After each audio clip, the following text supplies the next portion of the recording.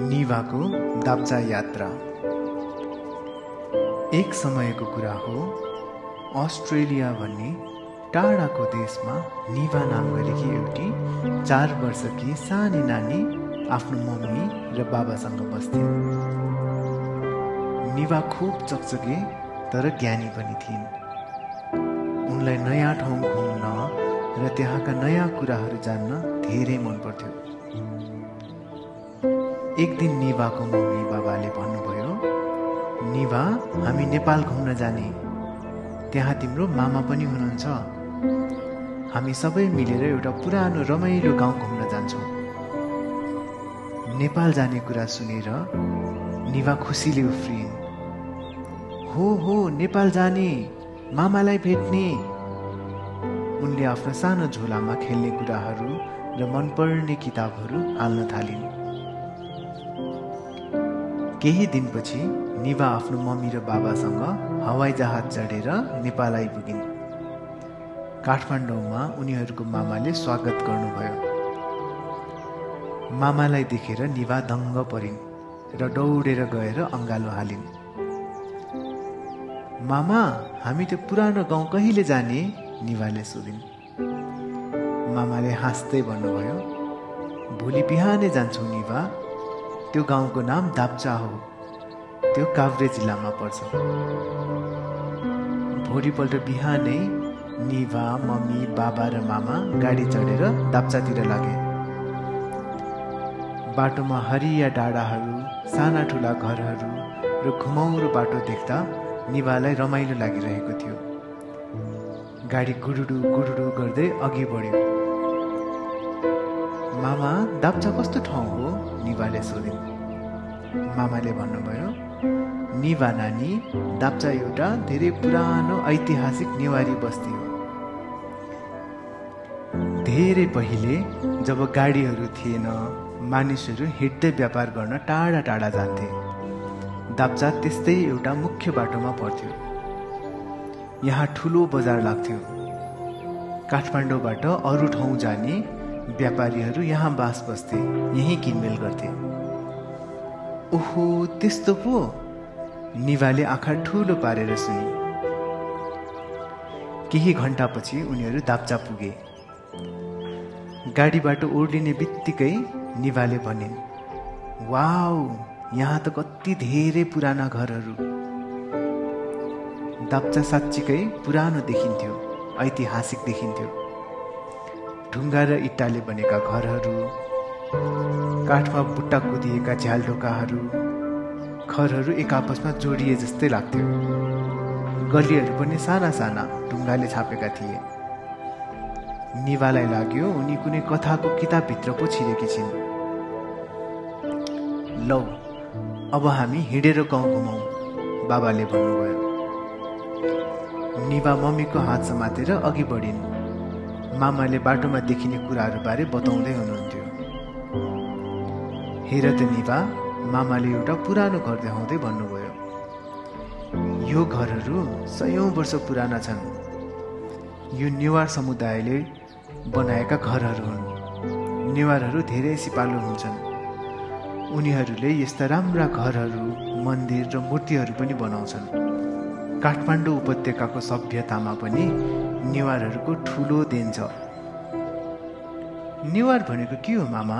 निभाले सोधे। नेवारहरू नेपालका पुराना बासिन्दाहरू हुन् नानी। उनीहरूको आफ्नै भाषा, संस्कृति, चाडपर्व र खानेकुराहरू हुन्छन्। उनीहरू कला र वास्तुकलामा धेरै अगाडिदेखि नै निपुण थिए। हेर त, यी झ्यालहरू कति राम्रा छन्। यसलाई आँखी झ्याल भन्छन्। मामाले एउटा बुट्टेदार झ्याल देखाउनु भयो। निभाले अचम्म मान्दै हेरिन्। झ्यालमा साना साना बुट्टाहरू थिए, चराहरू, फुलहरू जस्ता। उनलाई त्यो झ्यालबाट बाहिर चियाउन मन लाग्यो। उनीहरू हिँड्दै जाँदा एउटा सानो चोकमा पुगे। त्यहाँ एउटा पुरानो पार्टी थियो। केही बुढापाकाहरू बसेर कुरा गरिरहेका थिए। उनीहरूले निवालाई देखेर मुस्कुराए। निवाले पनि लजाउँदै हाँसिदिइन्। पहिले पहिले यस्तै पार्टीहरूमा बटुवाहरू थकाइ मार्थे। गाउँका मानिसहरू भेला भएर सुख दुःखका कुरा गर्थे, मम्मीले भन्नुभयो। निवालाई त्यो गाउँ एउटा रहस्यमय ठाउँ जस्तो लाग्यो। हरेक घर, हरेक गल्लीको आफ्नै कथा भए जस्तो। उनी साना गल्लीहरूमा लुकीमारी खेले चाहिँ कुद्न थालिन्। एउटा बिरालोको बच्चा म्याउ म्याउ गर्दै उनीहरूको पछि लाग्यो। निवालाई त्यो देखेर खुब रमाइलो लाग्यो। दिउँसो उनीहरूले एउटा सानो सफा भोजनालयमा खाना खाए। त्यहाँ नेवारी खाजा थियो। चटामरी, यमरी, बारा। निवालाई चटामरी खुब मिठो लाग्यो। मम्मी, यो त पिज्जा जस्तै रहेछ, उनले भनिन्। सबैजना हाँसे। खाना खाइसकेपछि मामाले भन्नुभयो, दाप्चाको अर्को नाम छत्रेबास पनि हो। यहाँ पहिले ठुलो व्यापारिक केन्द्र थियो भनेर त मैले भने नि।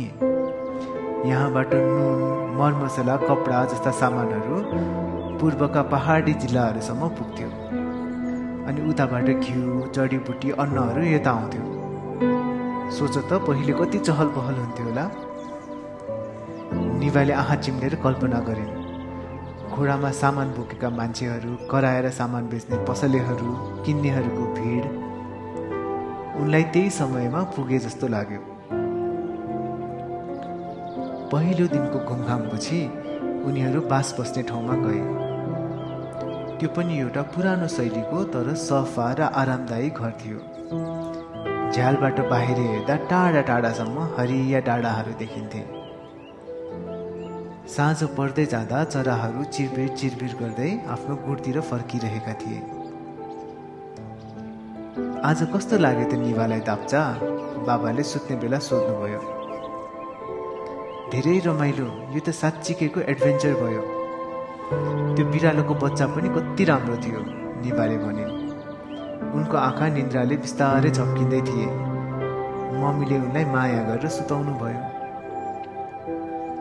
दोस्रो दिन बिहान कुखुरा भासेको आवाजले निवाको निन्द्रा खुल्यो। बाहिर घाम लागिरहेको थियो। आज उनीहरू दाप्चाको अझै भित्री गाउँहरूमा घुम्न जाने योजना थियो। नास्ता गरेपछि उनीहरू फेरि गाउँतिर लागे। आज मामाले उनीहरूलाई एउटा पुरानो गणेश मन्दिर देखाउनु भयो। मन्दिर सानो तर सुन्दर थियो। ढुङ्गाको गणेश भगवानको मूर्ति थियो। मम्मीले फुल चढाएर पूजा गर्नुभयो। निवाले पनि हात जोडेर प्रार्थना गरिन्। धेरै पहिलेदेखि यहाँका मानिसहरूले गणेश भगवानको पूजा गर्दै आएका छन्। कुनै पनि शुभ कार्य गर्नु अघि गणेशको पूजा गर्ने चलन छ, मामाले सम्झाउनु भयो। त्यसपछि उनीहरू एउटा अग्लो ठाउँमा पुगे। त्यहाँबाट दाप्चा बजार र वरपरको दृश्यहरू छर्लङ्ग देखिन्थ्यो। घरका राता इट्टाका छानाहरू, हरिया खेतबारीहरू, अनि टाढा टाढासम्म देखिने नीलो आकाश। कति सुन्दर! हेर त निवा, मम्मीले भन्नुभयो। त्यो पर डाँडामा रुखै रुख देखिन्छ नि, त्यतैतिर नमोबुद्ध भन्ने ठाउँ छ। त्यो पनि एकदमै धार्मिक ठाउँ हो। निवाले टाउको हल्लाइन्। उनलाई यो ठाउँ, यहाँका मान्छेहरू, यहाँको हावापानी सबै मन परिरहेको थियो। उनले केही स्थानीय केटाकेटीहरूलाई पनि भेटिन्। सुरुमा त उनी अलि लजाइन्, तर केही बेरमै उनीहरूसँग खेल्न थालिन्। भाषा नमिले पनि हाँसो र खेलले उनीहरूलाई साथी बनाइदियो। दिउँसोतिर उनीहरूले गाडीको एउटा पसलमा स्थानीय रूपमा बनेको कालो भटमास र राजमा किने। यो यहाँको विशेष उत्पादन हो, एकदमै मिठो हुन्छ, पसलेले भने। बिस्तारै 2 दिनको दाप्चा बसाइ सकिन लाग्यो। निवालाई त्यो पुरानो कथा जस्तो गाउँ छोडेर जान मन थिएन। मामा, हामी फेरि आउनुपर्छ है यहाँ, निवाले गाडीमा बस्दै भनिन्। हुन्छ नानी, हामी फेरि आउँला, मामाले मायाले उनको कपाल सुमसुम्याउँदै भन्नुभयो। गाडी कुर्न थाल्यो। निभाले झ्यालबाट बाहिर हेरिन्। जबसम्म दाप्चाका पुरानो घरहरू आँखाबाट ओझेल परेनन्, उनको मनमा दाप्चाको सुन्दर दृश्य, त्यहाँको शान्ति अनि त्यो सानो बिरालोको बच्चाको याद बसिरह्यो। उनले सोचिन्, दाप्चा साँच्चीकै एउटा जादुई गाउँ रहेछ। मैले यो एडभेन्चर कहिले बिर्सिने छैन। त्यस दिन राति ओछ्यानमा पल्टिँदा निभाले दाप्चाकै सपना देखिन्। सपनामा उनी ती पुराना गल्लीहरूमा दौडिरहेकी थिइन्। काठका बुट्टेदार आँखी झ्यालहरूबाट चियाइरहेकी थिइन् अनि नेवार बाजे बजेहरूले उनलाई रमाइलो कथा सुनाइरहेका थिए। यतिकैमा आजको कथा पनि सकियो। अब साना नानी बाबुहरू, तपाईहरू पनि निभा जस्तै ज्ञानी भएर सुत्नुहोस् है। शुभरात्रि।